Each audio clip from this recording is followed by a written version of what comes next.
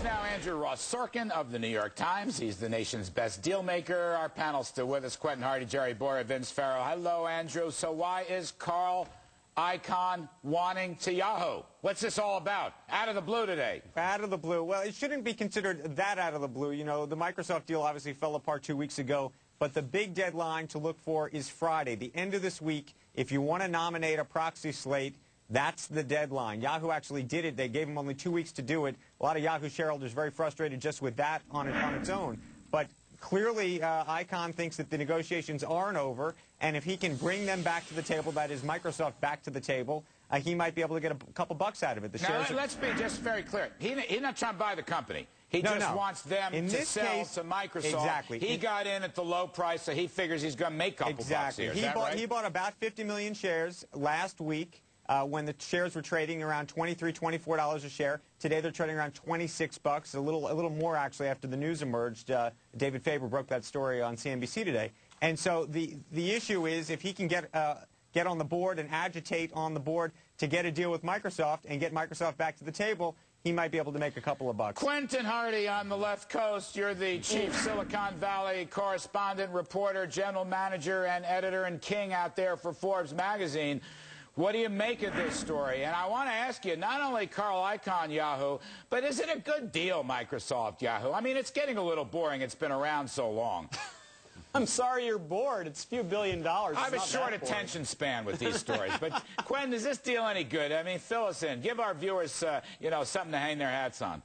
Well, it's a massive exercise in opportunism. You know, why is Carl Icahn doing this? Why does a Tyrannosaurus attack a Brontosaurus that's stuck in the swamps? You know, this thing is rapidly turning into a dinosaur. It's a problem. Look, Yahoo management had the stock down 30% at 18 when Microsoft moved in at 30, and they wouldn't do a deal. Can anybody say shareholder lawsuit? Microsoft was right to walk out of the room. This is a very, very weakened CEO, very, very weakened board, and an opportunist has come in to drive up the price, see if he can get Microsoft interested again. Simple as that. Is it time to get rid of this guy, Jerry Yang? Just get rid of him in over his head. Can't deal on the national stage. Can't deal at the top of the headlines when you look at the web pages. It's time for him to go. He can't make the deal. Go. Bye-bye. He doesn't want to make the deal, and I think this is an absolutely critical deal for Microsoft, because while Microsoft has display ads technology that are very good, that's kind of in the future. They need search ads because what they have to do is prepare to get their software delivered over the internet, because that's the way it's going.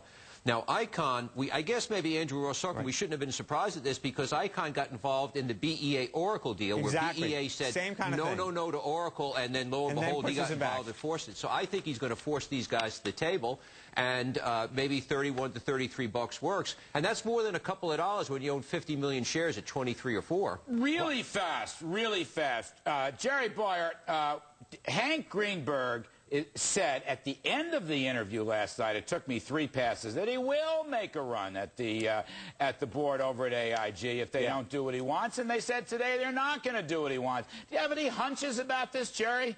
Yeah, I think he is going to make a run at the board. I think he should make a run at the board. I don't think they ever should have dumped him. I think this is more of the carnage caused by Elliot Spitzer, who lobotomized a lot of Wall Street companies, and AIG is the most lobotomized of all of them. Andrew Ross Sorkin, HP EDS, HP stock went down today. In a word, Andrew, good deal, bad deal? Good deal, bad deal? Not looking like a great deal today. Not looking like a great deal today.